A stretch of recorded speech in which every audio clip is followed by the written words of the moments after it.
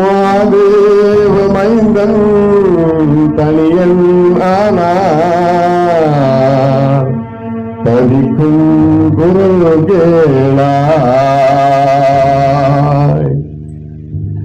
மாதேவ மைந்தன் தனியன் ஆனார், தவிக்கும் குரல் கேளாய். என் தேவா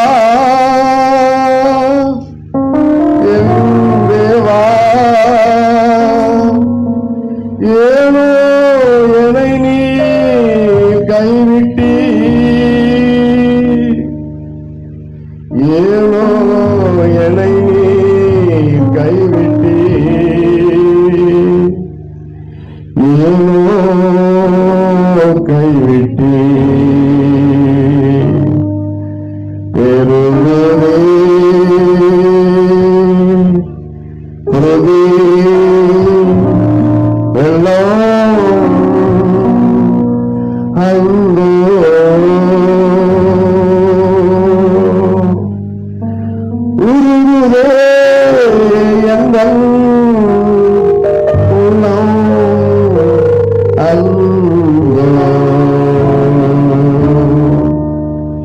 தகப்பனே, சில நிமிடம் என்னோடு பேசும், எங்கள் அனைவரோடும் பேசும்.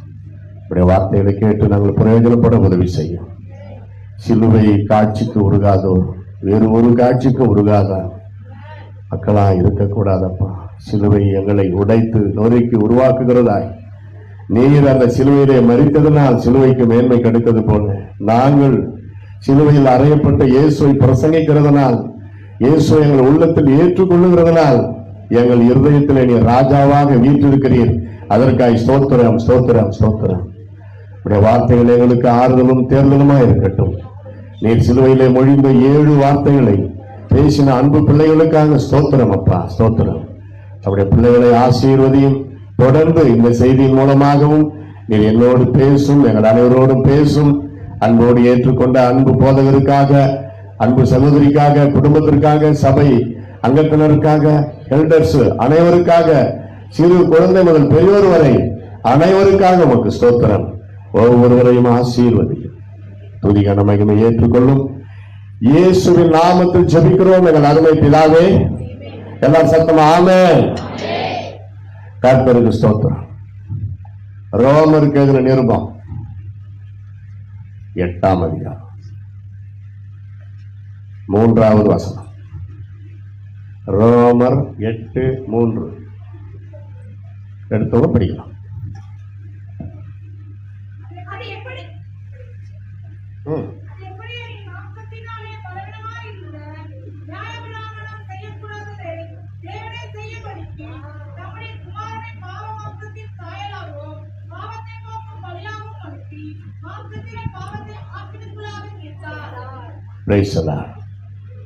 என் குட் ஃப்ரைடே அன்னைக்கு சம்பந்தம் இல்லாத ஒரு வார்த்தையா இருக்குதுன்னு நினைக்க வேணாம், அதுல இருக்குது, கவனிங்க. மாம்சத்தினாலே பலவீனமா இருந்த நியாயப்பிரமாணம், பாஸ்டம்மா டச் பண்ணாங்க. நியாயப்பிரமாணம் நீதிமான் ஆக்காது, ஏன்னா அது பலவீனம். அங்க பாருங்க, நியாயப்பிரமாணம் பலவீனம். எப்படி? பல நியாயப்பிரமாணம், அதுல சுருக்கமா 10 போட்டார். அதை எழுதி வை, அதை படிச்சு பார்த்துட்டு அவன் கடைபிடிக்கட்டோம்னாரு. கடைபிடிக்க முடிஞ்சுதா? பாப்பான் போட 10 கட்டளைகள் 1 2 3. உன் தகப்பனையும் தாயும் கனம் பண்ணுவாயாக. கனம் பண்றோமா? கனமான கள்ளத்துக்கு போடுறோமா?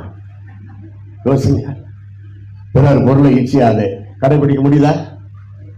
அப்புறம் களவு செய்யாது, முதல் நாள் தான் திருட்டு வந்திருப்பான். அதான் பலவீனம். நியாயப்பிரமாணம் பலவீனம். இப்ப பிதாவானவர் பார்த்தார், நியாயப்பிரமாணத்தை பலப்படுத்தவும் நியாயப்பிரமாணம் நிறைவேறத்தக்கதாக இயேசு கிறிஸ்துவை இந்த பூமிக்கு அனுப்பினார். மகனே, நீ சிலுவையில் அறையப்பட வேண்டும். உன்னை சித்திரவதை செய்து சிலுவையிலே ஆணி அடித்து கொலை செய்வார். சரிப்பா, நான் போறேன், ஒத்துக்கினார். எப்பாவது பிதாவின் சித்தத்தை இயேசு மீறி இருக்கிறாரா? கிடையாது. அப்புறம் சொன்னார் கடைசியில, நீ பயப்படாத, நான் உன்னை 3ஆம் நாள் உயிரோட எழுப்பிடுவேன். சரிங்கப்பா, நீங்க எனக்கு நல்லதுதான் செய்வீங்க அப்படின்னு வந்தார். இது பரலோகத்துல already plan into the heaven முடிந்தது, நடந்து முடிந்தது. இயேசு வந்தார். சிலுவையின் பாடுகள். இந்த சிலுவை என்றாலும் அது எல்லாருக்குமே தெரியாது, ஒரு கிறிஸ்தவ சம்பந்தப்பட்ட ஒரு காரியம் அப்படின்னு சொல்லி நம்ம எல்லாருக்குமே தெரியும். சிலுவை பாடுகள் நல்லா கவனிங்க. ஒரு கத்தி சின்னம் பாக்குறீங்க, ஒரு கத்தி. யார் ஞாபகம் வருது? கொலைகான. யாருன்னா நல்லவங்க ஞாபகம் வருதா? வரல. சரி, ஒரு தூக்கு கயிறு சின்னம் பாக்குறீங்க, யார் ஞாபகம் வருது? தண்டனைக்குரிய கயிறு. சரியா? நபர் யாரு ஞாபகம் வருது? நபர் குற்றவாளி. அப்புறம் யோசனை, உங்க சிந்தனையை கொஞ்சம் மூளை வேலை செய்யற மாதிரி பண்ணுங்களா? ஆமா, சூப்பர், போயிட்டீங்க பழைய ஏற்பாட்டுக்கு. அடுத்து ஏன் ஒரு வீரபாண்டிய கட்டபொம்மன் ஞாபகம் வரக்கூடாதா? தமிழ்நாட்டில் தமிழர்களுக்காக பாடுபட்டு ஆங்கிலேயர்கள் கிட்ட வந்து ஒரு சுதந்திரம் வாங்கினாராம். அதான் சுதந்திரத்துக்கு அப்புறம் ஒரு சுதந்திரம். சரி, ஒரு துப்பாக்கி சின்னத்தை பாக்குறீங்க, யார் ஞாபகம் வருது?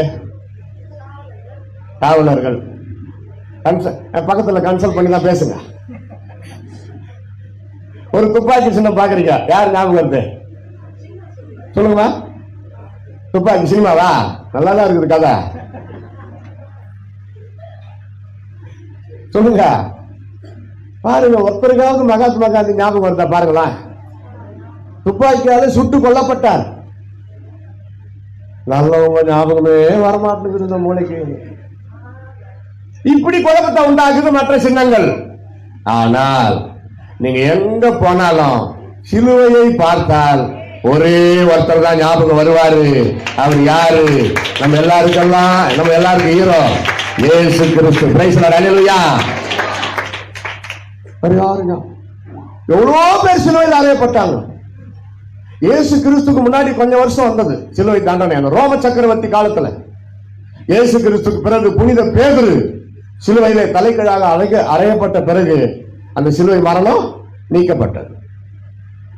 பேதுருக்கு பிறகு பவுல் அப்போஸ்தலன் ரத்த சாட்சியை மரித்தார, சிறைச்சேதம் தான் பண்ணாங்க. அப்ப சிலுவை தண்டனை இல்லை. அப்போ இயேசுவுக்காகவே தயாரிக்கப்பட்டது தான் சிலுவை. இப்ப சொல்லுங்க, நான் கொஞ்சம் வரலாறு ஆதாரமெல்லாம் சொல்லுவேன், சரித்திர சான்றுகள். ஏன்னா நம்ம கற்பனையை பற்றி பேசல. கற்பனையோ கட்டுக்கதையோ காவியமோ ஓவியமோ அல்ல. இயேசு கிறிஸ்துவின் வாழ்க்கை வரலாறு இன்றைக்கும். இந்த கருணாமூர்த்தி படத்தை எத்தனை முறை பார்த்தாலும் ஆசை தெரியாது. அந்த கடைசி சிலுவை காட்சி இன்னும் அருமையா இருக்கு. அதே போல தி பேஷன் ஆஃப் ஜீசஸ் இன்னைக்கு வரைக்கும் நான் அது நிறைய பேர் வீட்டில் சிடி டெக்கு கிடையாது, என்கிட்ட இருக்குது. அந்த சீடியை போட்டு பார்த்துன்னு இருப்பேன்.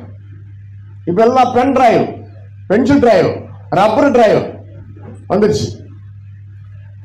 இந்த மாதிரி Karunamoorthy passion of Jesus CD இருக்குது, வாங்கி பாருங்க, 20 ரூபாய்.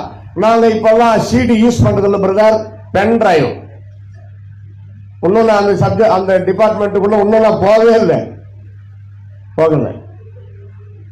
அப்படி ஆயிடுச்சு. அதே மாதிரி ஒரு காலத்துல பத்திரிகை, ஒரு ஊழியக்கார பார்க்கணும்னா மாசத்துக்கு ஒரு முறை தான் பார்க்க முடியும். ஒரு பாஸ்போர்ட் சைஸ்ல ஒரு படத்தை போட்டு டப்பு டப்புன்னு அதை அடிச்சு அது பத்திரிகையில் பிரிண்ட் ஆகி அது நாங்க எழுதி கொடுத்து பிரஸ்ல கொடுத்து 3 முறை ப்ரூஃப் திருத்தி அது பிரிண்ட் ஆகி வெளியே வந்து அது ஸ்டாம்ப் ஒட்டி அட்ரஸ் ஒட்டி அனுப்புறதுக்குள்ள 1 மாசம் ஆயிடும். இப்ப அப்படி இல்ல. ஒரு ஊழியக்கார பார்க்கணும்னு நினைச்சா அடுத்த செகண்டே நீங்க போன்ல பாத்துடலாம். பேஸ்புக் தெரியுமா? பேஸ்புக் மூஞ்சி புஸ்தகம், யூடியூப் சைக்கிள் டியூப்,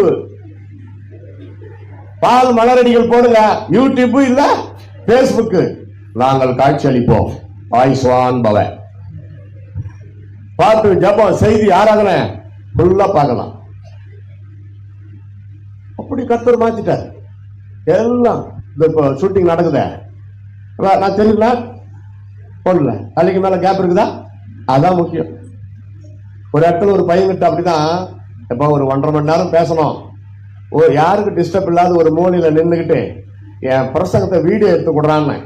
சரிங்கய்யா, நான் நல்லா எடுப்பேன் கொடுங்கன்னு ஆர்வ கோளாறுல வாங்கிட்டான். வீடியோவெல்லாம் எடுத்து கொடுத்தான். வீட்டில் போய் பார்த்தா தலையே இல்லை, தலையே இல்லைங்கம்மா, வெறும் உடம்பே வளர்த்துது. எனக்கே பயமாக்குது என் பிரசங்கம். அட உடம்ப விட்டுட்டு தலையை மட்டும் எடுத்திருந்தாலும் அது வெளியிட்டு இருக்கலாம், அது கிட்ட எடுத்த மாதிரி. இதுக்கு மேல தலையே இல்லை, உடம்பு மட்டும் வளர்த்துது. இவன் என்ன ஸ்கேல்ல எந்த இதுல வச்சு எடுத்தா எனக்கு ஒண்ணுமே புரியல. எந்த விதத்துல பார்த்தாலும் ஒரு நொடி, ஒரு செகண்ட், அது ஒரு அரை நிமிஷம் தலையே இல்லை, ஃபுல்லா உடம்பு. பேரா கண்ணனா குருடனா என்னன்னு புரியல. அத ஆடியோவா மாத்தி அப்புறம் அந்த ஆடியோ தான் போட்டேன். என் படத்தை ஸ்டில்லா ஒரு போட்டோ போட்டு பாஸ்போர்ட் சைஸ்ல சிரிக்கிற மாதிரி அப்படியே தான் இருக்கும் பிரசங்கம் முடிவு வரைக்கும். ஆனா ஆடியோ மட்டும் ஓடும். அந்த மாதிரி தப்புக்கு இப்படி ஒரு ரைட் நம்ம பண்றோம். அதனால தான் முன்கூட்டியே கேட்டுக்கணும், தலைக்கு மேல கேப் இருக்குதா, அவ்வளவுதான். இனி தைரியமா பேசலாம். சிலுவை பாடுகள் நம்ம நினைக்கிறோம். நல்லா கவனிங்க. Simple. I want to speak with you very simple வே. சிலுவையில் தொங்குறப்பதான் இயேசுவின் ரத்தம் கொட்டியதா? இல்ல. ஸ்டார்ட் பண்ணிட்டாங்க. அங்க இருந்து நம்ம ஆரம்பிக்கலாம். என்னன்னா பாஸ்டமா சொல்றாங்க, விசுவாசிகள் சொல்லணும். இயேசு கிறிஸ்துக்கு முதல் ரத்தம் உடம்பிலிருந்து வெளியேறிய முதல் நேரம் கெத்செமனே தோட்டம். எப்படி விலைக்கு சொல்ல நேரம் இல்லை. நீங்க 4 சுவிசேஷங்களிலும் இயேசு கிறிஸ்து இந்த பாருங்க, சுவிசேஷத்துல என்ன ஒரு சங்கிலின்னா, ஒருத்தர் விட்டுட்டு தான் இன்னொருத்தர் எழுதுவார். மத்தேயு மறந்ததை மார்க் எழுதியிருப்பார், மார்க் மறந்ததை லூக்கா எழுதியிருப்பார், லூக்கா மறந்ததை யோவான் எழுதியிருப்பார், அவர் மறந்ததை மார்க் எழுதி. இப்படிதான் உங்களுக்கு இத்தனைக்கும் ஒருத்தர் இருந்து இன்னொருத்தருக்கு தெரியாது. சரித்திரம் சொல்லு, ஒருத்தர் பார்த்ததும் கிடையாது. ஆனா பாருங்க, இந்த கெத்செமனே தோட்டத்தில் அவர் ஜெபித்த காரியங்களை லூக்கா 22. If you have pen paper, take and write what I am telling, eliciting important points. இன்னைக்கு பேசினாங்களே 7 வார்த்தை, வருங்காலத்துல பெரிய பிரசங்கரா வரணும். கை தட்டி எல்லாரும் பிரைஸ் தி லார்ட், ஹல்லேலூயா. அதுதான் பாஸ்டர் அப்படி சான்ஸ் கொடுக்கிறார். சபையில இருந்து கொண்டு நீங்க மற்ற இடத்துக்கு ஊழியத்துக்கு போயிட்டு வரணும். கிடைக்கிற காணிக்கை கொண்டாந்து பாஸ்டர் கிட்ட கொடுக்கணும். அங்கதான் கொஞ்சம் இடிக்குது இல்ல? செய்து பாருங்க, என்னத்தான் வாழ்க்கை போறோம். எவ்வளவோ போகுது வாழ்க்கையில். ஒரு கொரோனா வந்தா போச்சு, எல்லாமே வாழ்க்கையே போச்சு. லூக்கா 22 39 46, மத்தேயு 26 36 44, மார்க் 14 அதிகாரம் 32 40, யோவான் 17 அதிகாரம் ஃபுல்லா கெத்செமனே தோட்டத்தில் இயேசு கிறிஸ்துவின் இறுதி நீண்ட ஜபம். இறுதி நீண்ட ஜபம். முழங்கால் படியிட்டு ஜபித்தார். அவ்வளவுதான். யாரும் அவ்வளவா குழந்தைங்களா இல்ல. இது ஒண்ணுதான் விரல கட்சினுக்குது. குழந்தை லிஸ்ட்ல சேர்த்துடலாம். அங்க யாரு தூங்கினுக்குது? அது எழுப்புமா? எழுப்பு. தூங்கலையா? பைபிள் படிக்கிறீங்களா? சரி சரி. தூங்க மாட்டோம். நம்ம கிரேஸ் தேவ சபை விசுவாசிகள் மணியான முத்தான விசுவாசிகள். கையை தட்டு. உங்களுக்காக நீங்களே கையை தட்டு. பேசலாம். ஹல்லேலூயா. ஆமென். நான் சொல்றது எல்லாரும் சொல்றீங்களா?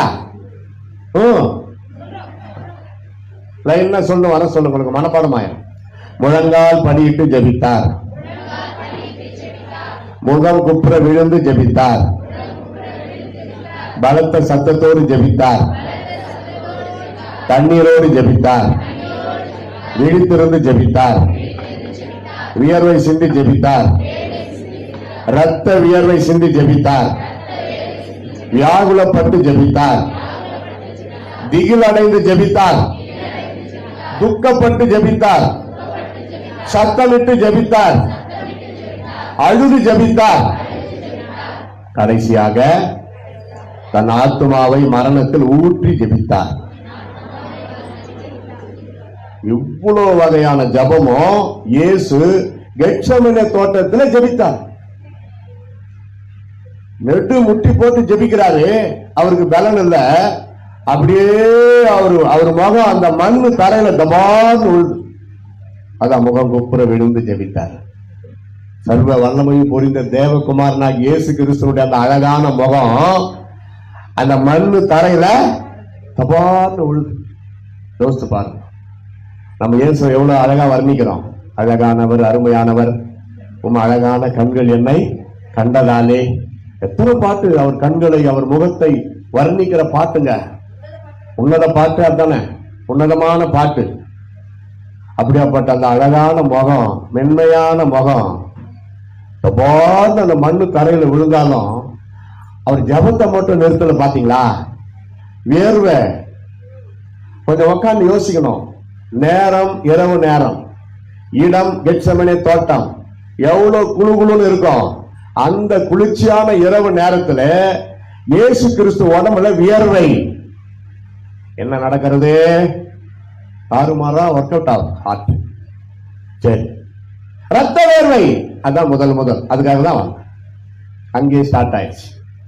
ரத்த வேர்வை சிந்தி அவர் நாளங்கள் எல்லாம் வெடித்து உடம்புல தாறுமாறா அந்த ரத்த ஓட்ட மண்டலம் வேலை செஞ்சதுனால அவர் உடம்புல வேர்வை துவாரத்தின் வழியாக வேர்வைக்கு பிறகு கொஞ்ச நேரம் கழித்து ரத்த வேர்வை கொட்டுது. இதான் முதல். அடுத்த கட்டம் பார்த்தீங்கன்னா, இயேசு கிறிஸ்துவின் உடம்புல இருந்து ரத்தம் வந்த நேரம். காலையில கொண்டு போயிட்டாங்களா, அப்படியே வரலாம். இரவுல பாதாள சிறையில போட்டாங்க. மூச்சு கூட உருப்படியா வராது.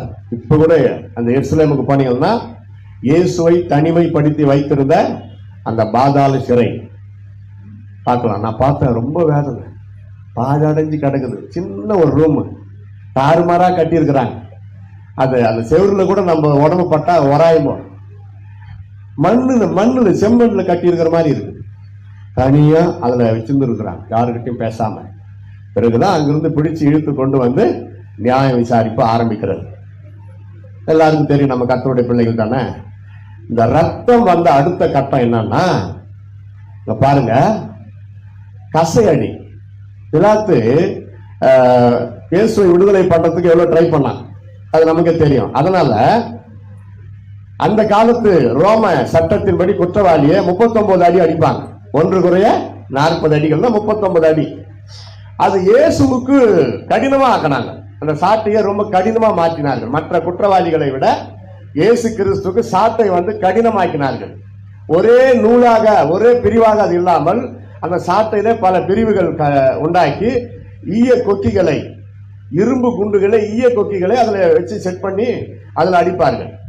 தத்ரூபமா அந்த பேஷன் ஆஃப் ஜீசஸ் பாத்தீங்கன்னா அதுல தெரியும். அதுதான் உண்மை. சர்ச் பண்ணி எடுத்த படம் பேஷன் ஆஃப் ஜீசஸ். அவருடைய பாடுகள் ஃபுல்லா 3 மணி நேரம். அப்போ போசேவகன் போட்டு அடிப்பான் பலத்த ஸ்ட்ரென்த்தோட. அவரு உடம்புல போய் முதுகுல சதையில போய் மாட்டிக்கும். மீன் பிடிக்கிற தூண்டில் மாதிரி அது இருக்கும். அதை மாட்டிக்கிட்ட பிறகு அவன் மறுபடியும் அதை இழுப்பான் பாருங்க, சதை பீத்து கொண்டு வரும். இப்படி 39 அடி.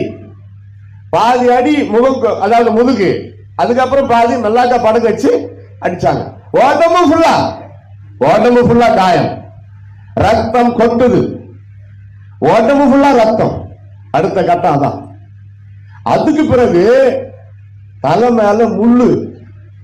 இப்ப கூட நீங்க இஸ்ரவேல் தேசத்துக்கு போவீர்களே ஆனால் பலுசு செடி, பலுசு செடி என்று சொல்லக்கூடிய செடி, அது கொடி போல படரும்.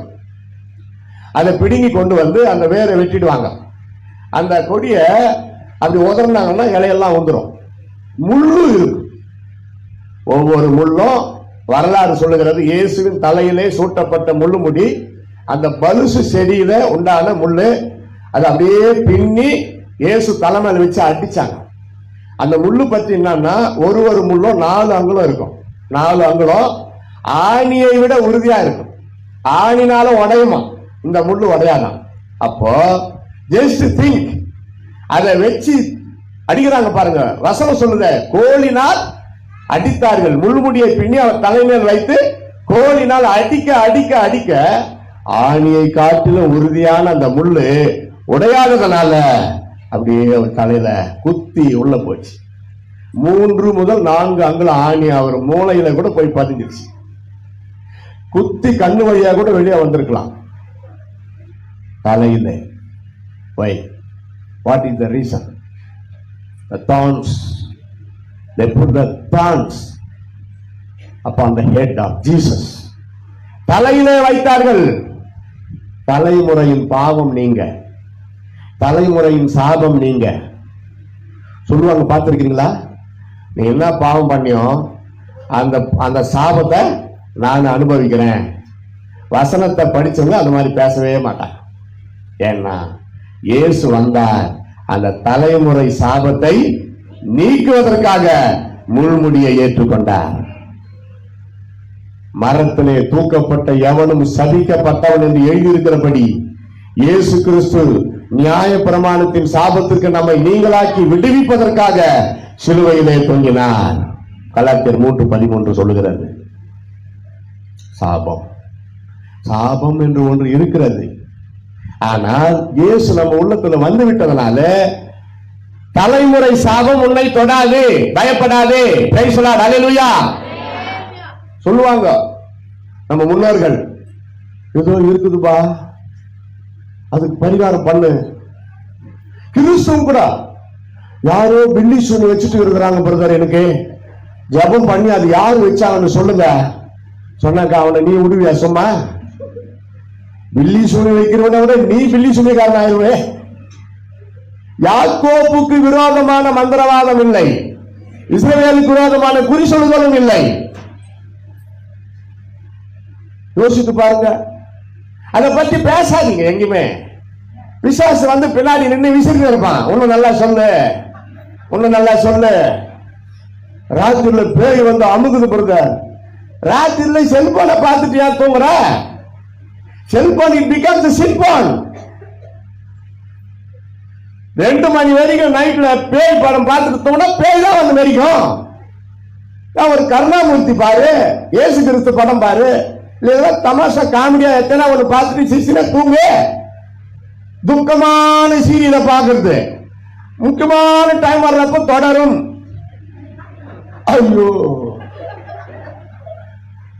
அது துக்கத்தோட தூங்குவாங்க. நாளைக்கு எப்படா அந்த சீரியல் வரப்போகுது, இவங்க கவனம் எல்லாம் சீரியல்லே இருக்கும். ஒண்ணு சொல்றேன், குறிச்சு வைங்க, நீங்க எந்த பாவமும் செய்யா காட்டி கூட சீரியல் பார்த்தாவே போதும், கட்டாயம் சொல்றேன் நரகம் தான். அப்பே ஆரம்பிச்சு அப்பே போட்டு முடிக்கிறான. அந்த மாதிரி எத்தனை பார்த்து தோழி நான் ஒன்னும் ரெக்கமெண்ட் பண்றேன். சில கதை ஆரம்பிச்சு வெற்றிகரமா முடிக்கும். சினிமாவை பத்தி நான் சொல்லல, எவ்வளவு கிறிஸ்தவ பிலிம் எல்லாம் இருக்குதுல்ல, அதை பத்தி பேசுறேன். மேடையில் நின்று உங்களை பாவம் செய்ய விட்டுருவார் அவர் ஊழியக்காரு. சினிமா இஸ் எ சின். அங்கே முதல் 3 எழுத்து SCIN, நம்ம SIN போட்டுக்க வேண்டியதுதான். சிங்கப்பூருக்கு போயிருந்தப்போ சிங்கப்பூர் முதல் 3 எழுத்து பாவத்தை தான் ஏன் கொடுக்குது, SIN. சிங்கப்பூருக்கு முதல் 3 எழுத்து சின். பாவம் நிறைந்த ஒரு நாடாக இருந்தாலும் அங்கேயும் பரிசுத்தவான்கள் இருக்கிறார்கள். அல்லேலூயா. கிறிஸ்துவ டிராமா, கிறிஸ்துவ படம் எவ்வளவு சினிமாவை பீட் பண்ற அளவுக்கு வந்திருக்குதே. அதை பாருங்களேன். ஆண்டவர் உங்களோட பேசுவாரு, நல்லா தூக்கத்தை கொடுப்பாரு. காலையில ஃப்ரெஷ்ஷா எழுந்து பைபிள் படிச்சுட்டு ஜாம் வந்து கடமையை செய்யலாம்.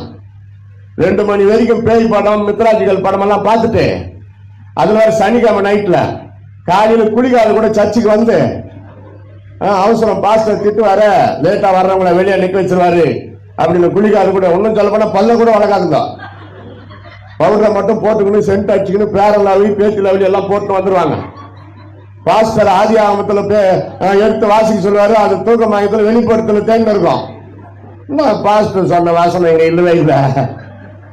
ஏமா அவர் ஆதி ஆகமத்துல பேசிட்டு இருக்கிறாருமா, என்னடா அப்படி பண்ணி பார்த்தாதான் தேர்த்து தூக்க மயக்கம் நிறைய இருக்குதுங்க. அப்படி பாஸ்டர் சீரியஸா பேசிட்டு இருப்பாரு, பின்னாடி உட்காந்து பாய் ஃப்ரெண்டுக்கு மெசேஜ் அனுப்பிட்டு இருக்கோம். அந்த லூசு, டார்லிங் ஐ ஆம் சிட்டிங் இந்த சர்ச், வேர் ஆர் யூ? எதுக்கு sitting? You go to darling and go to hell. நீ உண்மையா உன் டார்லிங்க நேசிக்கிறதா சர்ச்சுக்கு வேண்டாம் நைனா. இயேசுவை ஏற்றுக்கிட்டு என் கூட பரலோகம் வர விருப்பம் இல்லாத உன் கூட நான் வாழ விரும்பல, போடா அப்படி சொல்லிட்டு வரணும். வாலிப பிள்ளைகளுக்கு ரோஷம் வந்தா, ஆமா எப்ப லவ் பண்றது தப்பா, லவ் பண்றது தப்பான்றான். கல்யாணம் ஆயிட்டவங்க உங்க சொந்த மனைவிய லவ் பண்றது தப்பே இல்லை. போய் சொல்றீங்கன்னு நினைக்கிறீங்க? இதுதான் உண்மை. கல்யாணம் ஆகாதவங்க வேலை கிடைக்கிற வரைக்கும், வேலை செஞ்சு சம்பாதிக்கிற வரைக்கும் அத்தை வீட்டு பையன் எதிர்க்க வந்தா கூட பார்க்க கூடாது. வீட்டுல அவங்க அப்பா அம்மா எதிர்க்க, அவங்க அப்பா அம்மா எதிர்க்க பேசு. நாளைக்கு கல்யாணம் ஆக போதுன்னா இன்னைக்கு பேசு, பரவாயில்ல, நான் சலுகை தரேன். நாளைக்கு கல்யாணம் ஆக போதுன்னா இன்னைக்கு பேசு. அதுவும் அப்பா அம்மா, உங்க அத்தை மாமா எதிர்க்க, சாப்பிட்றீங்களா, நல்லா இருக்கிறீங்களா, டைமுக்கு சாப்பிட்றீங்களா, சரி கல்யாணத்துக்கு ரெடி ஆகும், ஜெபம் பண்ணலாம், அப்படி ஆவிக்குரிய ரீதியில பேசலாம். அது 3 நாள் தானே இருக்குது டைம். அதனால நீங்க அப்புறம் ஒரே சரீரம் ஆக்கிடுறாரு ஆண்டவர். படிக்கிறப்பவே 9th படிக்கிறப்ப உனக்கு லவ் ஒரு கேடா?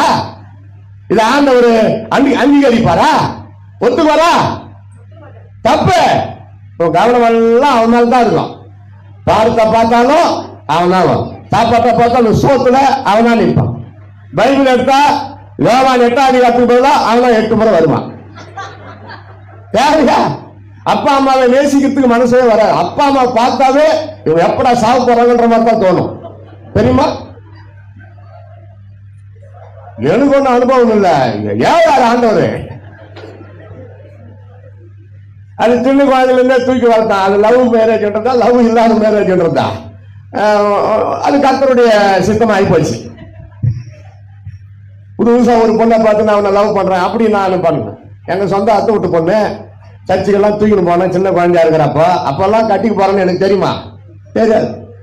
எங்க அண்ணனும் நாங்க தமாஷா விளையாடு தூக்கி போட்டுன்னு அப்படியே போவோம் சர்ச்சுக்கு. சோழிங்க இருக்கு, அறுப்பின் பண்டகை எல்லாம் மாத்தி மாத்தி. எங்க அந்த சந்ததியில் அந்த ஜெனரேஷன்லயே அவங்க அது ஒண்ணுதான் குழந்தை, யாருக்கும் குழந்தை இல்லை. அதனால ரொம்ப செல்லம். அப்ப ஏன் ரவுண்ட் வந்துச்சு, நீ கொஞ்ச நாள் தூக்கிட்டு போறாங்க. அது தூக்கிட்டு போனேன். ஒரே அழ போட்ட தண்ணி வாடுற காலாயில போட்டு ஓடிவிட்டேன். அவங்க அம்மா அதுவும் கிராமத்து இது பாணியில, உன்னை தூக்கிட்டு போய் போதிக்கோ, குழந்தைய போட்டு ஓடுறியாடா, நீ நல்லா இருப்பியா? ஓடி போயிட்டு அறுப்பின் பண்டிகை சோழிங்கர்ல. அதுக்கப்புறம் இது என்னதான் ஆட்சி நிலவரம் பார்க்கலான்னு பயந்துக்கணும். அந்த அறுப்பின் பண்டிகை நடக்கிற இடத்துல ஒரு மூலையில் போய் பார்த்தா ஒரு நெக்க வச்சுட்டு நஞ்சு போன துணி எல்லாம் காய போட்டு அப்படி பேசினுக்கிறாங்க. நான் அப்படி ரொம்ப தூரத்துல இருந்து தான் பாக்குறேன், கிட்ட கூட போல. ஒரே திருப்பி தூக்கி போட போறாரு என்னமோ வராரு பாருங்க. அப்படி அதோட திருப்பி இந்த பக்கம் ஓடியாண்டேன். அதுக்கு பிறகு பேச்சுவார்த்தையோ ஒன்று நானும் போயிட்டு எங்கேயோ போய் படிச்சு அப்படி படிச்சு 18 வருஷம் நீண்ட கேப். பார்த்ததே கிடையாது, அவங்கள நான் பார்த்ததே கிடையாது. கல்யாணம் பண்ற எண்ணமும் எனக்குள்ள வந்ததும் கிடையாது. அதுக்கப்புறம் பெரியவங்க பேசி முடிவு பண்ணி என் தலையில கட்டினாங்க. சரி போயிட்ட எங்க போய் தூரத்தில் அலையிருந்தா விட யோசிப்பு மாதிரியா கல்யாணம் பண்ண மாதிரி லோக்கல்லையே. உதாரணம் பாருங்க, ஆதாரம் நமக்கு இப்படி எல்லாம் கிடைக்குது. Come to the important point. என்ன சிலுவை தியானத்துல இப்படி எல்லாம் பேசிருக்கிறீங்க, ஆண்டவர் யாவரார? அதனால அப்படி இருந்தோம். அவங்க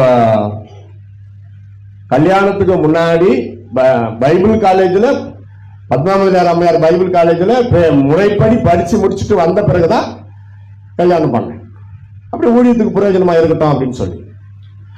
இந்த முன்கிரீடம் இன்னைக்கு வந்து நல்லா கவனிங்க. நம்ம பண்ற பாவம் தான் நமக்கு சாபமே தவிர சந்ததியின் பாவம், தலைமுறையின் பாவம் நம்ம ஒரு காலம் படாது. சந்தோஷமா? அதுக்குதான் முள்ளு யோசித்து பாருங்க. சகல காரியங்களுக்கும் பரிகாரம் அவர்தான். அதற்கு பிறகு பாருங்கள், இந்த முள்முடிக்கு அப்புறம், அதாவது கெச்சமனை தோட்டத்துல ரத்த வேர்வை, சாட்டை அடி, முள்முடி, அப்படியே போலாமா? இப்போ சிவப்பான அங்கிய உடுத்தி அடிச்ச பிறகு சிவப்பான அங்கிய உடுத்திட்டு அதுக்கு மேல அந்த 175 கிலோ எடையுள்ள சிலுவையை அவர் முதுகு மேல வைக்கிறார். வரலாறு சொல்லுது, பைபிள்ல 175 கிலோன்னு இல்லை. ஆனா கிறிஸ்தவ வரலாற்று ஆசிரியர்கள் கண்டுபிடித்து சர்ச் பண்ணி அதை எழுதியிருக்கிறாங்க. நான் அதை பேஸ்புக்ல வெளியிட்டேன். 175 கிலோ எடை. யாராவது 175 கிலோ தனியா தூக்க முடியுமா? ஒரு 50 கிலோ முடியல? 50. அதுக்கு எவ்வளவு நேரம்? இன்னும் வெயில் காலத்துல போகிறப்ப தண்ணி தாங்க எடுக்கும். 175 கிலோ. அதனால தான் அவரால் முடியாததுனால அந்த வழிபோக்கார ஒருத்தரை ஹெல்ப்புக்கு கூப்பிட்டாங்க. கொஞ்ச நாள் தூக்கிட்டு போறேன். ஆமா, நடந்து போறப்போ அந்த அடி வாங்கினதுக்கும் அந்த சிவப்பங்கி போட்டதுக்கும் அதுக்கு மேல சிலுவையை வச்சதுக்கும் அப்ப அந்த காயங்கள் பட்ட பாடுகள் கண்டிப்பா ரத்தம் வடியும். போர் சேவகர்கள் செருப்பு போடலாம், ஷூ போடலாம். ஆனா குற்றவாளி அந்த காலத்துல சிலுவை தூக்கிட்டு போறப்போ காலில் செருப்பு போட விட மாட்டாங்க. அதே போலதான் இயேசுவையும் செருப்பு போடாம நடக்க வச்சாங்க. ஆனா குற்றவாளியை தான் போலதானே நடத்துறாங்க. குற்றவாளிகளில் ஒருவராக எண்ணப்பட்டார். அப்போ கல்லு முள்ளு எல்லாம் குத்தி கால்களில இருந்து ரத்தம். இதெல்லாம் அப்படி யோசனை பண்ண செய்தி தான். கால்களில இருந்து ரத்தம். இப்போ கொண்டு போயிட்டாங்க. பொதுவா அந்த காலத்துல குற்றவாளிகளை சிலுவையில் அறையிறப்போ அவன் ஜாலியா போயிடுவான். அவனை கூட்டின்னு போவாங்க 2 போர் சேவங்க.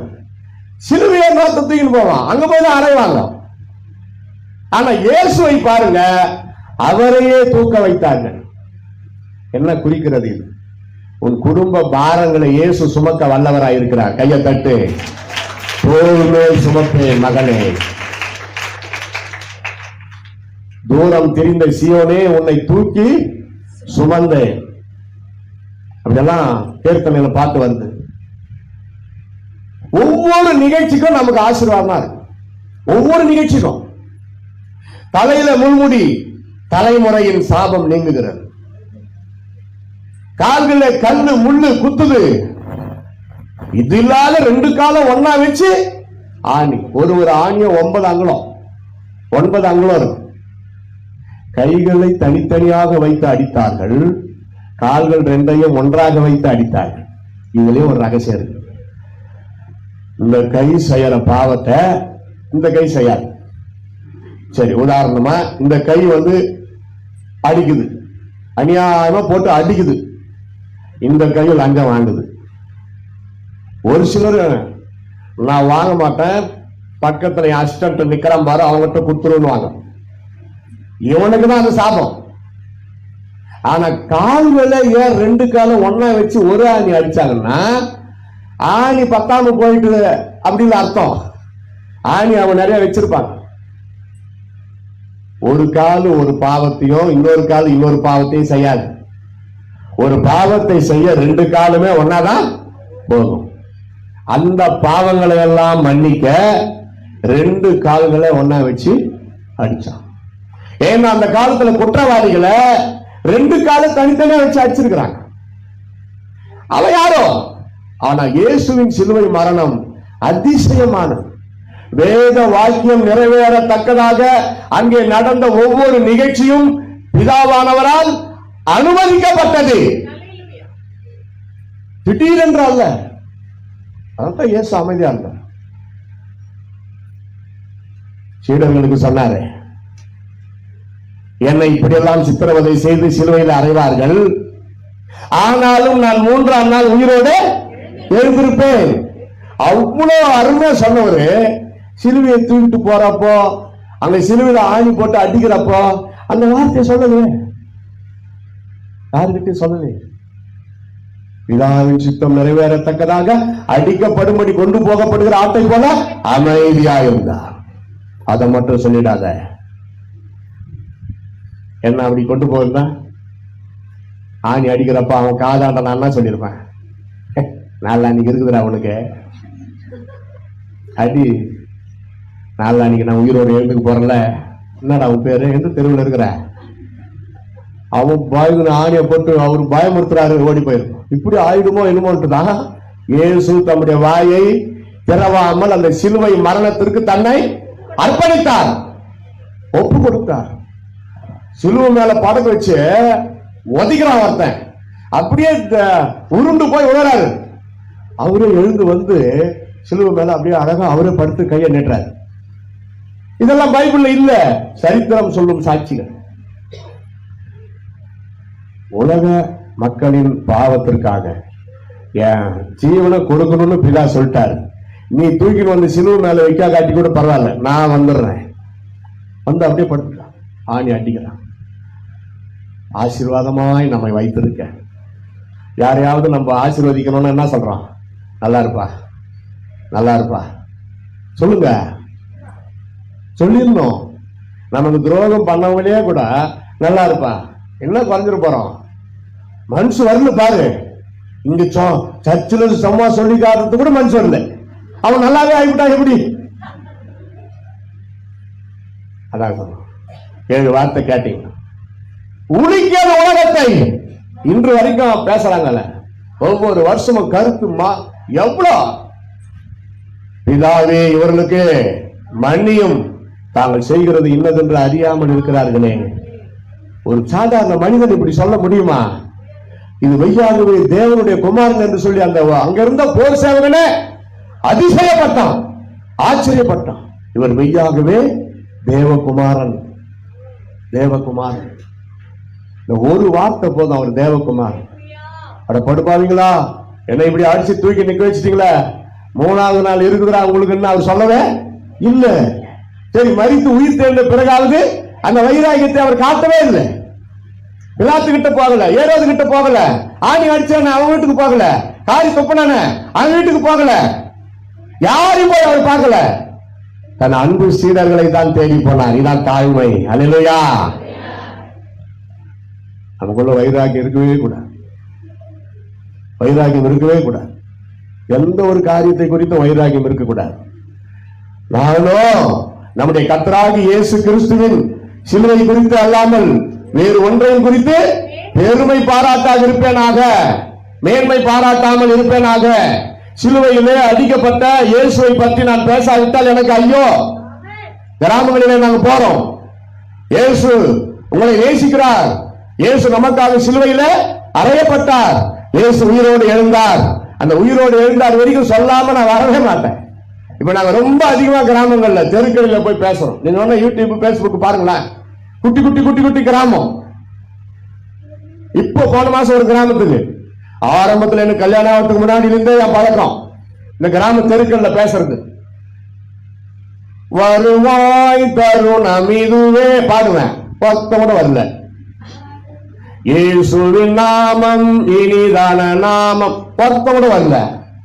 அப்பா என்ன மன்னிச்சிருங்க, வீட்டுல இருக்கிற ஜனங்களை வெளியே கூட்டின்னு வரதுக்கு நான் ஒரு ஐடியா பண்ண போறேன். இயேசு எனக்கு ஃப்ரெண்டு தானே, கொஞ்சம் ஐடியா கேட்டேன். அவர் என்ன பண்ணாரு, ஜனங்களை வெளியே வர வைக்கிறதுக்கு என்ன வேணா பண்ணுட்டார்.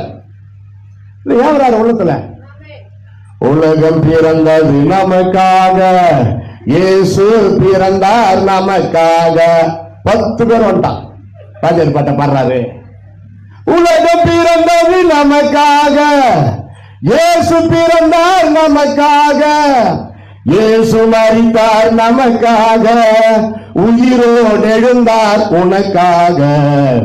உலகம் பிறந்தது நமக்காக, இயேசு பிறந்தார் நமக்காக. 60 பேர் வந்துட்டான். அதுக்கு மேல நான் அதை பாடுவேனா? பாட மாட்டேன், நிறுத்திட்டேன். அந்த நேரம் அவ்வளவுதான். அது ஒரு பெரிய பிரச்சனை இருக்கக்கூடாது பின்னாடி.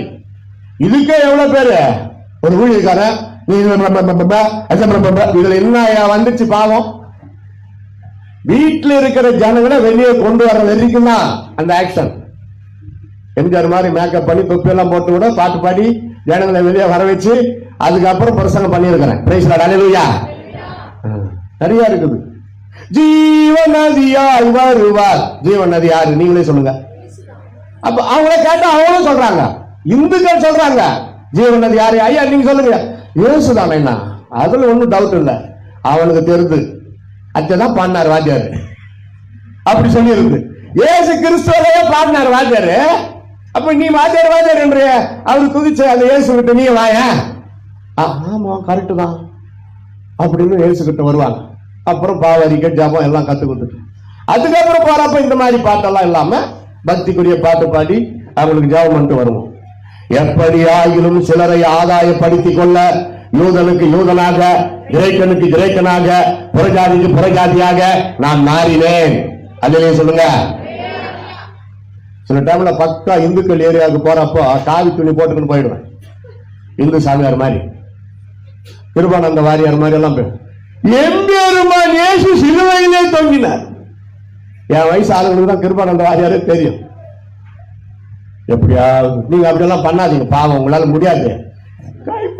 கைப்பிரதி இருக்குது, அமைதியான ஒரு ஊழியம், சர்ச்சு சீல போடு. ஒரு நாளைக்கு 10 கைப்பிரதி இங்க இருக்கிறவங்க ஒருத்தரும் இந்த ஏரியாவில் கொடுக்க ஆரம்பிச்சீங்கன்னா இந்த சர்ச்சு இடம் கொள்ளாது. இதுக்கெல்லாம் பாஸ்டர் பர்மிஷன் தேவையில்லை, நீங்க செய்யணும். மறைமுகமா பார்க்கிற ஆண்டவர் பதில் தருவார். நான் தெருவில் நின்று சுவிசேஷம் அறிவிக்கிறதுக்குள்ள என் மகன் எல்லாருக்கும் கைப்பிரதி புதிய ஏற்பாடு கொடுத்துட்டு வந்துருவான். நான் பேசுறத என் மனைவி வீடியோ எடுப்பாங்க, அவங்க பேசுறத நான் வீடியோ எடுப்பேன்.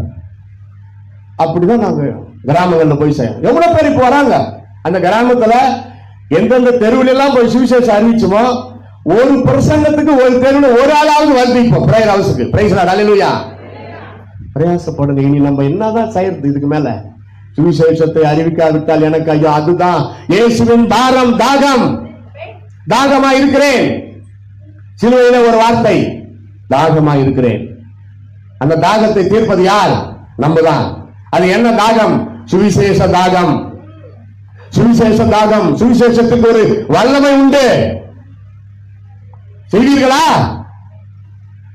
செய்வோம்னு சொல்லுங்க. கைகளிலே ஆணி. கவனிச்சிங்களா? ஆசீர்வாதமாய் நம்ம வாழறதுக்கு அவர் என்னென்ன செய்யறா இருப்பார். கால்களிலே சிறை இருப்பிலிருந்து விடுதலை அடைய ஒருத்தனை ஜெயிலில் போட்டு குறிப்பிட்ட நாட்கள் கழிச்சு கருணை மனு அப்ளை பண்ணி அவனை விடுதலை ஆக்குறாங்கன்னா அவன் அந்த ஜெயிலில் இருந்து கால்களால் தான் நடந்து வெளியே வர முடியும். விடுதலை இயேசுவின் கால்களிலே அடிக்கப்பட்ட அந்த ரத்தம், வெளியேறிய அந்த ரத்தம் நீ விடுதலையோடு வாழ்வதற்காக. அல்லேலூயா. எத்தனை பேர் கட்டப்பட்ட நிலைமை, கட்டப்பட்ட நிலைமை. தூங்கி எழுந்தா அந்த தூக்க மயக்கத்திலே செல்போனை தான் தொடறாங்க. பிசாசு வேலை. நீ தூங்கி எழுந்தது நீ பார்க்க வேண்டியது பைபிள. பைபிள. நிறைய பேரு எழுந்துக்கிறதுக்கு அல்லாரும் செல்போன்ல வைப்பாங்க. செல்போன்ல அல்லாரம் வச்சுட்டு அல்லாரம் வச்சு எழுந்த உடனே செல்போனை தான் பார்த்துட்டு இருப்பாங்க. அப்ப இவன் எதுக்கு அல்லாரம் வச்சிருக்கிறான்னா செல்போனை பார்க்கறதுக்கு தான். ஒரு அதிகாரமான படினா 10 நிமிஷமா ஜெபி ஸ்தோத்திரம் பண்ணு, அப்புறம் வசனம் அனுப்புறதோ பாட்டு அனுப்புறதோ.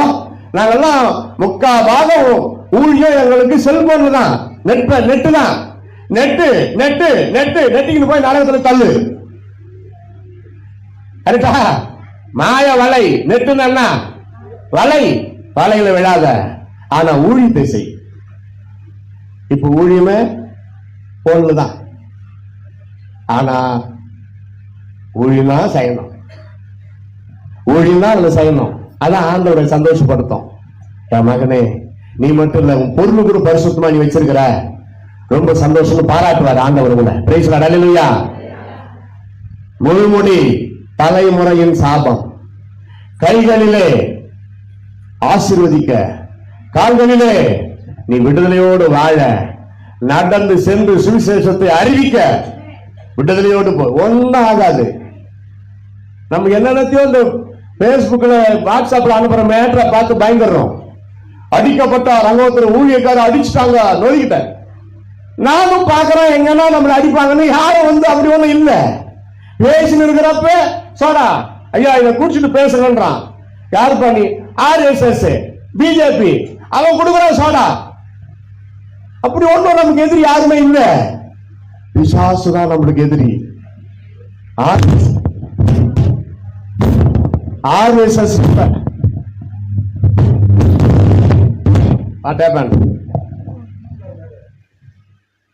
நண்பர்கள் தான்.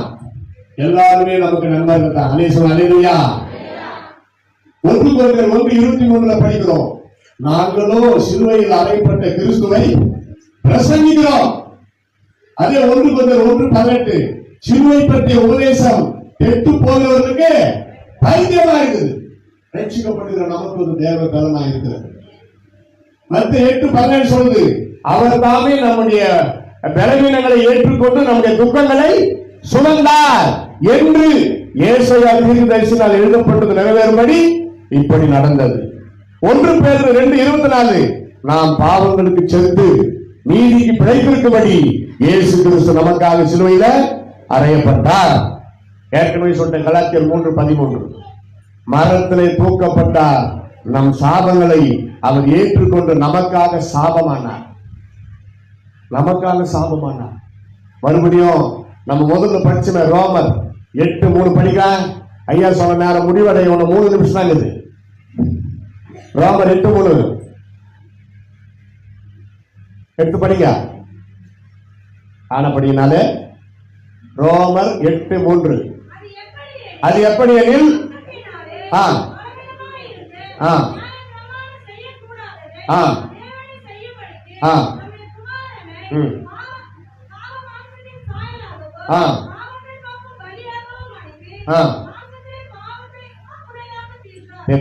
பாருங்க, பாவம் செய்யாத அவர் அந்த பரிசுத்தமான சரீரம் நம் நிமித்தம், நம் பாவத்து நிமித்தம் அவர் சரீரம் பாவமாய் மாறியது.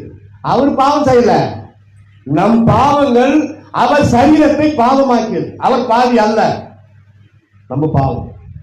இப்ப விடுவிக்கிறார். எப்படி? பாவத்தை தான் விடுவிச்சார். அதுக்குதான் பாவிகள் மேல் சினம் கொள்ளுகிற தேவனா இருக்கிறார் பழைய ஏற்பாடு. ஆனா இயேசு வந்தார், பாவிகளின் சிநேகிதனாய் மாறினார். பாவிகளை அல்ல, பாவத்தை அவர் மன்னிக்கிறார். நீதிமான்களை அல்ல, பாவிகளை அழைக்க வந்தேன் என்றுதான் சொல்கிறார். அழிக்க அல்ல, அழைக்க. அதான் இயேசு அழைக்கிறார். Praise the lord. ஹல்லேலூயா. நம்ம பாவம் எவ்வளவு மன்னிக்கிறாரா இல்லையா? மன்னிப்பு மன்னிப்பு மன்னிப்பு, எவ்வளவு மன்னிப்பு கொடுத்துக்கிட்டே தான் இருக்கிறாரு. நாம் அவருடைய பிள்ளைகள். அதுக்காக துணிந்து செய்யலாமா? கூடாது. தெரியாமல் அறியாமல் நேரிடுற அந்தந்த நேரத்தில் அந்த டென்ஷன்ல மரணத்துக்கு ஏதுவல்லாத பாவம்ன்றாரு பரிசுத்த வேதத்துல. மரணத்துக்கு ஏதுவல்லாத பாவம், துணிகரமான பாவங்களுக்கு அதிகாரை விலக்கி காத்துக் கொள்ளும் ஆண்டவரே என்றார். அதனால்தான் ஒவ்வொரு நாளும் அப்பா இயேசுவே, இந்த நாள் முழுவதும் நான் பரிசுத்தமா இருக்கணும், இப்படி பரிசுத்த ரத்தத்தினால என்னை கழுவி நீ பரிசுத்தமாய் காத்துக் கொள்ளுங்க அப்படின்னு வாயை திறந்து ஒரு சவுண்ட் கேட்கணும். அங்க ரெக்கார்ட் ஆகணும். அவர் நம்ம பாவங்களை மன்னிக்கிறாரு, ரட்சிக்கிறாரு, அற்புதம் செய்யறாரு, எல்லாம் அவருக்கு தெரியும். உங்களுக்கு வேண்டியதெல்லாம் அவர் அறிவிருக்கிறாருன்னே பைபிள் இருக்குது. ஆனாலும் சொல்றதுக்கு அந்த சத்தம் வேணும். அந்த சவுண்ட் அங்க போய் ரெக்கார்ட் ஆகும். வெளிப்படுத்தல் 8:1-2-3 வீட்டுல போய் படிச்சு பாருங்க. நம்ம பண்ற ஜபம் நமக்கு இன்னும் ஒரு தேவதூதன், ஒவ்வொருத்தருக்கும் ஒரு தேவதூதன் கையில பொற்கலசம் இருக்கிறது. அந்த பொற்கலசத்துல போய் நம்ம ஜபம் போய் சேர்கிறது. அது அங்க இயேசு கிறிஸ்துக்கு முன்னாடி தூபமாய் மாறுகிறது. அது என்ன ஜபம்னு அவருக்கு அப்ப தெரிகிறது. அதுக்கு பிறகுதான் அற்புதம் நடக்குது. இவ்வளவு ஒரே நொடியில நடக்குது. அங்க கவர்மெண்ட், பரலோக கவர்மெண்ட்ல அவ்வளவு குயிக்கா நடக்குது. நம்ம பண்ற ஜபம் வாயை திறந்து பண்ணணும். தியானம் பண்றது வேற, அமைதியான ஜபம் வேற, அதே நேரத்துல சத்தமா பண்றதும் வேற.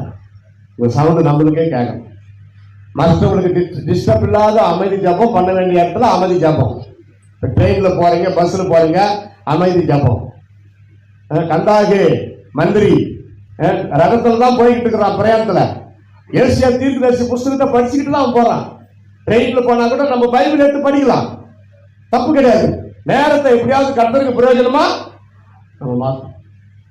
தேவ பிள்ளைகளே, கிறிஸ்துவின் பாடுகள் நமக்காகவே நம் பாவங்களை நீக்க, நம் பலவீனங்களை நீக்க, நம் நோய்களை நீக்க, நம்முடைய சாபங்களை போக்க இயேசு சிலுவையிலே அடிக்கப்பட்டார். ஒவ்வொரு பகுதியில இருந்து கொட்டப்பட்ட ரத்தம் ஒவ்வொரு விதமான ஆசீர்வாதங்களை கொண்டு முடிவாக இயேசு மரித்த பிறகும் ரத்தம் சிந்தினார். தெரியுமா? போர் சேவகன் அவருடைய விழாவிலே குத்தினான். அந்த விழாவிலே ஈட்டியாரை குத்தின பொழுது இதயம் வரைக்கும் போனது, இதயத்தையே குத்தியது. பொதுவாக யாராவது மரித்தால் அவன் இதயத்துல கொஞ்சோண்டு ஒரு 100 கிராம் ரத்தம் வரைஞ்சிருக்கும். இதான் மருத்துவம் சொல்லுது. அந்த ரத்தமும் புறப்பட்டு வெளியே கொட்டியது. ரத்தமும் தண்ணீரும் இயேசுவின் இதயத்திலே இருந்து கொட்டியது. இப்ப பாருங்க, ஒரு சொட்டு ரத்தம் அவர் உடம்புல இருந்திருக்க சான்ஸே கிடையாது. முள்ளு முடி, கை, கால்கள், கால் தான் பாட்டம்லயே ஆணி அடிச்சதுனால மிச்சம் மீதி ரத்தம் எல்லாம் கடைசி அந்த துவார வழியா கண்டிப்பா வந்திருக்கணும். இதயத்திலே உறைந்திருந்த அந்த ரத்தத்தையும் குத்தி எடுத்துட்டார். ஒரு சொட்டு ரத்தம் அவர் உடம்புல கிடையாது. அப்படிதான் இயேசு நமக்காக தன் ஜீவனையே கொடுத்தார். ஏன்? ரத்தத்திலே தான் ஜீவன் இருக்கிறது. இயேசு ஜீவனையே கொடுக்க வேண்டும் என்றால் ரத்தம் முழுவதையும் கொடுக்க வேண்டும். பிதாவின் சித்தம் நிறைவேறத்தக்கதாக இயேசு தன் ஜீவனையே கொடுப்பதற்கு அடையாளமாக தம் ரத்தத்தையே கொடுத்தார். இந்த இயேசு இன்றைக்கும் ஜீவிக்கிறார். ஏன்? அவர் 3ஆம் நாள் உயிரோட எழுந்தார். இன்றைக்கும் நம்மோடு பேசுகிறார். என் மகனே, என்னை நோக்கிப்பார், நான் உன்னை விடுவிப்பேன் என்று சொல்கிறார். எழுதி நிற்கலாமா? ஒரு சிறு ஜெபம் பண்ணி முடிக்கலாம். நன்றி தகப்பனே, நன்றி. ஸ்தோத்திரம், ஸ்தோத்திரம், ஸ்தோத்திரம். Praise the lord. Hallelujah, hallelujah, hallelujah. ஒரே ஒரு நிமிஷம் நல்ல சத்தமா வாயை திறந்து பழைய ஒரு கவி இதை முடிச்சுட்டு ஜெபம் முடிக்கலாம். எனக்காய் ஜீவன் எல்லாம் நல்லா சந்தோஷமா. இயேசு எப்போ மரித்தார்? உயிர் தெரிந்து பரலோகம் போயிட்டு இப்ப ராஜாதி ராஜாவா வரப்போறார். அதனால இப்ப யாரும் துக்க முகமா இருக்க வேண்டாம். Ready start. எனக்காய் ஜீவன் விட்டவரே, என்னோடு இருக்க எழுந்தவரே, எனக்காய் ஜீவன் விட்டவரே, என்னோடு இருக்க எழுந்தவரே, என்னை வழி நடத்துவாரே, என்னை சந்திக்க வந்திடுவாரே, என்னை வழி நடத்துவாரே, என்னை சந்திக்க. இயேசு போதுமே, இயேசு போதுமே, போதுமே, இயேசு போதுமே, போதுமே. நாயிலுமே, நாயிலுமே, வழியிலே இயேசு போதுமே. தகப்பனே, நீ கொடுத்த வார்த்தைகளுக்காய் ஸ்தோத்திரம். பலவீனமான நியாய பிரமாணத்தின் பிடியிலிருந்து வல்லமையும் வரங்களும் ஆசீர்வாதங்களும் நிறைந்த ஆண்டவராகிய இயேசு கிறிஸ்துவின், தேவகுமாரனாகிய இயேசு கிறிஸ்துவின் புனித ரத்தத்தினாலே எங்களை பலப்படுத்தியதற்காக ஸ்தோத்திரம், ஸ்தோத்திரம், ஸ்தோத்திரம். இயேசுவின் ரத்தம், கர்த்தராகிய இயேசு கிறிஸ்துவின் ரத்தம் சகல பாவங்களை நீக்கி நம்மை சுத்திகரிக்கிறது என்ற வார்த்தையின்படி ஒவ்வொரு சொட்டு ரத்தமும் அன்பு பிள்ளைகள் மேல் இப்பொழுது தெளிக்கப்படுவதாக. ஆவிக்குரிய ஆசீர்வாதங்கள், குடும்ப ஆசீர்வாதங்கள், சரீரத்தில் ஒவ்வொருவருக்கும் நல்ல சுகம், பல, ஜீவன், பொருளாதார ஆசீர்வாதங்கள் அனைத்தையும் நீ தருவீராக. உங்களுடைய சீடனாக நின்று இந்த நாளிலே அடிமை தம்முடைய பிள்ளைகளை மனதார கர்த்தராகிய இயேசுவின் நாமத்தில் வாழ்த்தி ஆசீர்வதிக்கிறேன். நீர் அப்படியே செய்யும். இயேசுவின் நாமத்தில் ஜெபிக்கிறோம் எங்கள் அருமை பிதாவே.